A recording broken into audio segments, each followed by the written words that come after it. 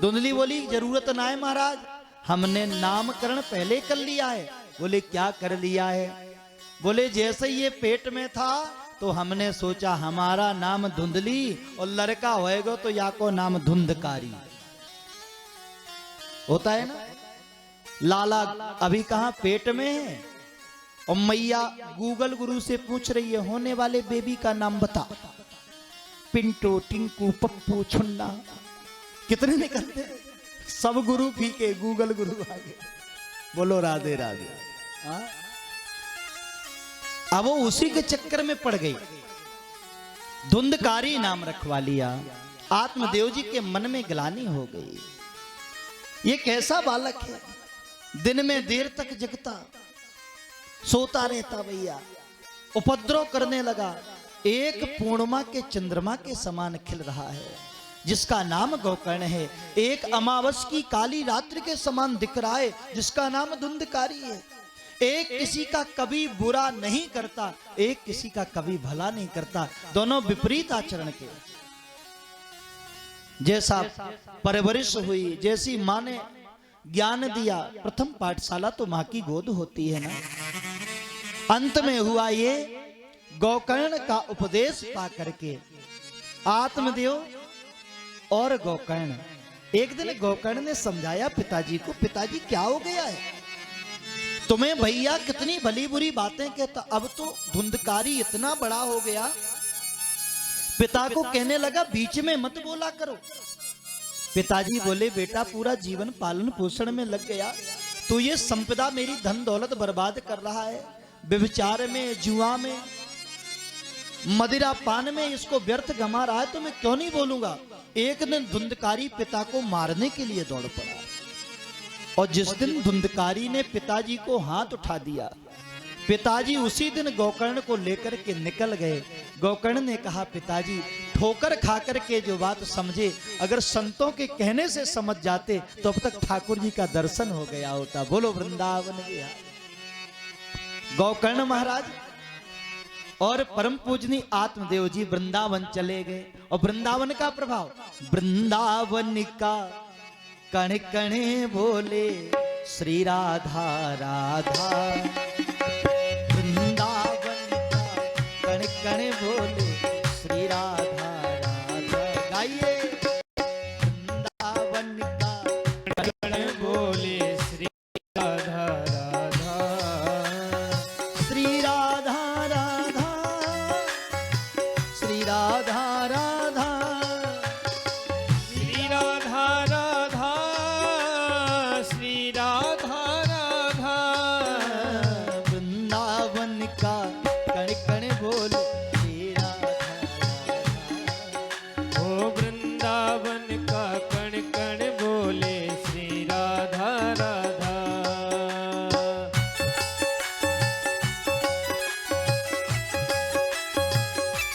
राधे राधे।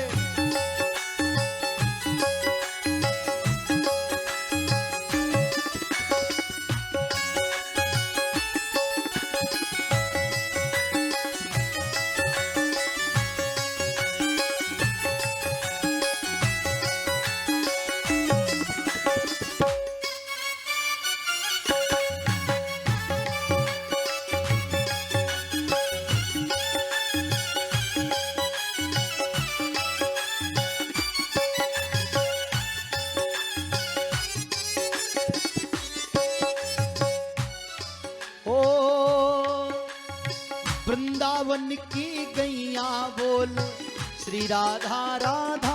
गाइए वृंदावन की गलियां बोले श्री राधा राधा। बरसाने की सखियां बोल श्री राधा राधा। ओ बरसाने की सखियां बोले श्री राधा राधा। यमुना जी की लहरें बोले श्री राधा राधा। ओ यमुना जी की लहरें बोले श्री राधा राधा। जुआ पे राधा राधा राधा नाम हो जाए। जुआ पे राधा राधा राधा नाम हो जाए। किस किशोरी कुछ ऐसा इंतजाम हो जाए। राधे किशोरी कुछ ऐसा इंतजाम हो जाए। श्री राधे ओ श्री राधे राधे श्री राधे। अरे वाह।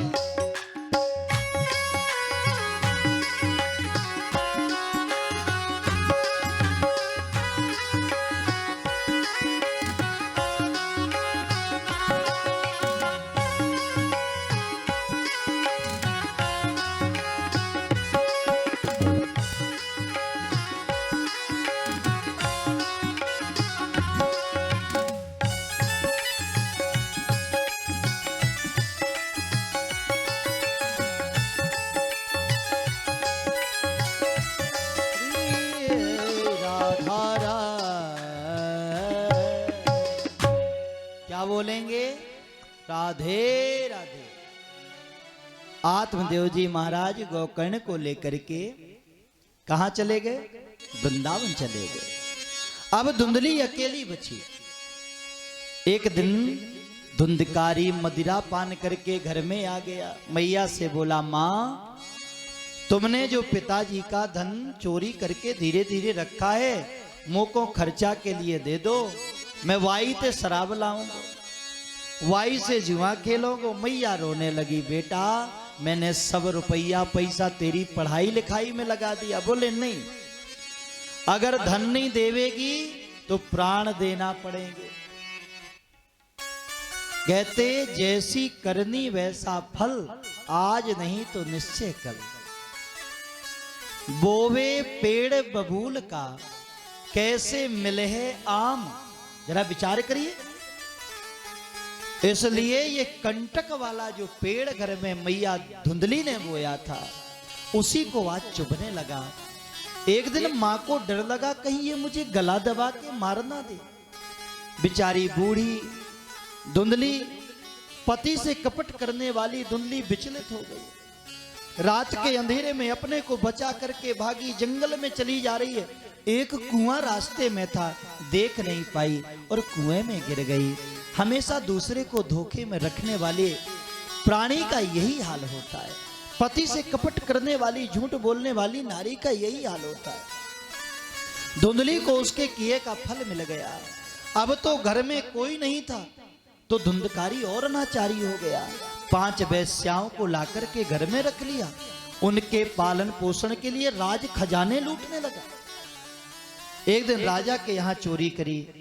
वेश्याओं ने विचार किया कि अगर पकड़े गए तो इसके साथ हमें भी फांसी की सजा होगी, इससे इसे मार दो।